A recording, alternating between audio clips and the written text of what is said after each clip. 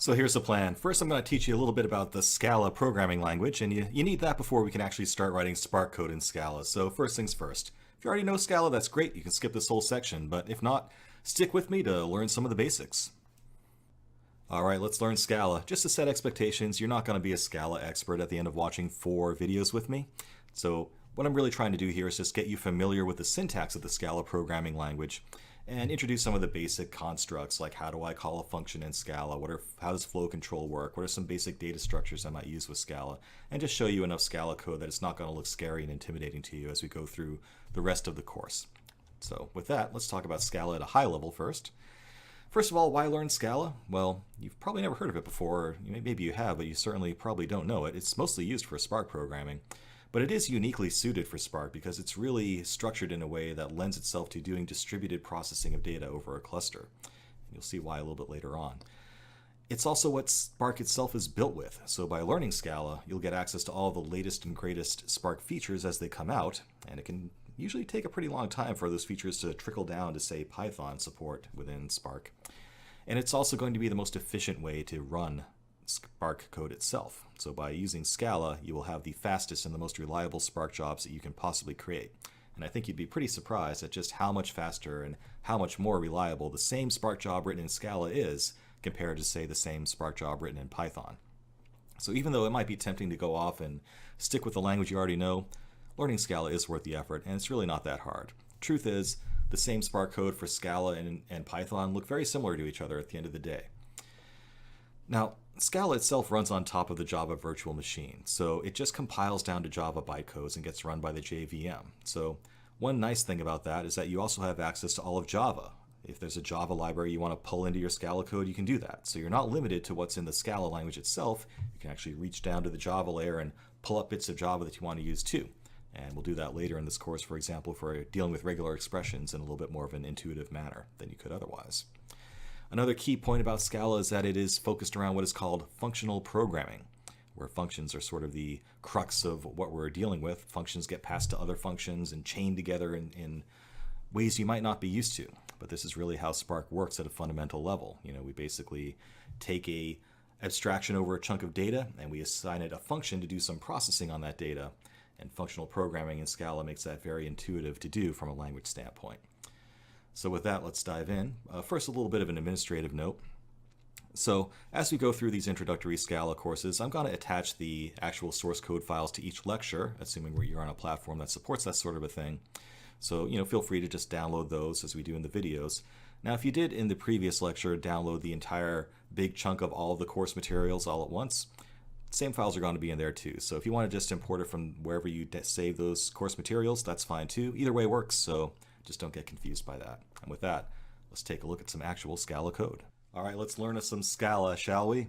So first thing I want you to do is go to the resources for this lecture and download the learningscala1.sc file. That's a Scala workbook file, worksheet file. And just download that wherever you download your stuff, your downloads folder. And hit pause while you go take care of that, please. I'll stay here and wait for you. Done? All right, let's move on. So I've opened up the Scala IDE here by opening up my Eclipse shortcut on the desktop. And what I want you to do next is go to the File menu and say New Scala Project. And let's call this project Learning Scala, shall we? Just like that. All right, now we do actually need a separate project for these worksheet files, and well, the reasons are complicated. Basically, there's a conflict with the Scala version that we used in the other project, but just go with it.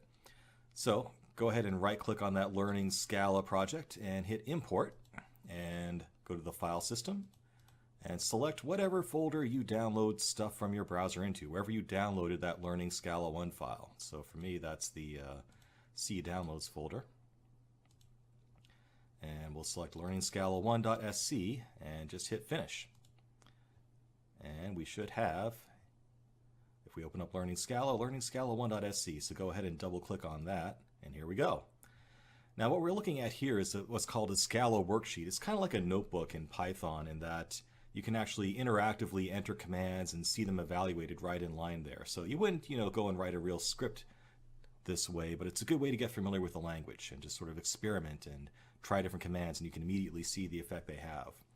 So what's going on here is, you have a line of code, and after you evaluate it, which happens automatically whenever you save the worksheet, it will tell you over here on the right the actual output from the Scala interpreter that resulted from that command. So very good way to see, what you're typing in for code and the result that code has immediately. Pretty cool stuff. So let's just dive in and take a look at some of the Scala code. So, every language has variables, right? And variables can be mutable or immutable. And mutable means they can be changed. Immutable means they can't be changed. So in other languages, that might be a constant variable or a final variable, depending on the language we're talking about. Now in Scala, they encourage the use of immutable variables as much as possible. And those are called values with keyword val. So the syntax here for declaring a string value is a little bit unusual. Let's look at what's going on here. So we have val, meaning that it's an immutable constant. We're going to name this immutable constant hello. It's going to be of type string, and then I set its value to hola. So val hello, colon, string equals value. So the syntax here, val, meaning it's immutable. Hello is the name of the variable. Colon, and then the type equals whatever it is. Okay, so that's how we declare an immutable value in Scala. Now, just to show you that it actually works, let's change that to, I don't know, what's French for hello? Bonjour. Now, watch what happens when I hit Control S to save it. This actually all gets interpreted again. Unfortunately, it goes to the bottom of the file whenever I do that, but if we scroll back up, we can see that it now says hello string equals bonjour. And we can print out the value of that string with a print line command. So in Scala, that's how you print out a line of output. Print line, parentheses, hello, the value name, will print out, output the value bonjour. So there you have it. Very simple string, very simple there. Now, although Scala encourages using immutable values, you can also use mutable variables as well if you need to. Sometimes you just can't get around it. So if you need to do that, you use the var keyword instead of val. So here we have an example where we have hello there, which is initially set to the value that we had in hello, which you remember we sent to bonjour. So here we are assigning a variable called hello there and assigning it the value hello. Hello referring to this value up here that contains the string bonjour. With me so far? Makes sense? If you've done any programming before, you can probably follow along what's going on here. So at this point, the value of the hello there variable is set to the string bonjour because that's what my hello value was set to. Now, because it's a variable, I can actually change it. So I can say hello there equals hello plus the string there. So I'm changing the value of hello there from bonjour to bonjour there. And you can see that when I print that out, indeed, it does contain bonjour there. And just for fun, we can change this back to hello up here. Watch everything get reevaluated when I save it, and now it says hello there instead. Okay, so you got it. Basically, there are vals that are immutable, vars that are mutable, and the syntax in Scala is a little bit weird for declaring things. You have the variable name colon type equals whatever you're assigning it to. Okay, so that's a little bit backwards for most languages. Takes a little bit of getting used to, but you'll get the hang of it. All right. So one thing I want to point out is that in functional programming, we're using a lot of functions.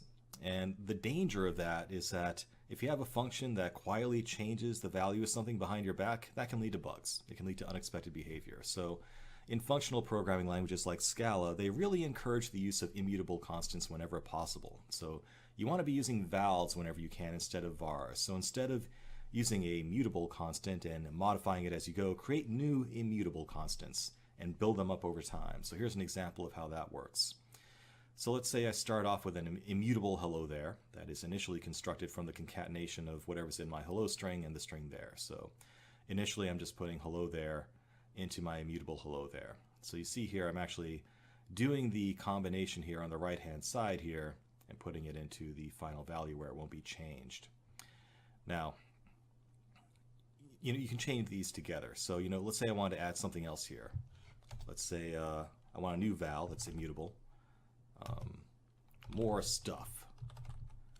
And I can set that to immutable hello there plus, yeah, I don't know, I'm just making this up as I go, right? So let's see what that does. So now I have hello there, yeah. And basically, you know, I still have two values here. One's called immutable hello there, one's called more stuff, but I never changed the value of immutable hello there, and I never changed the value of more stuff after it was initially created. Okay? So I kind of like always know what's in this symbol, this name here. It doesn't change, and that makes coding a lot more safe.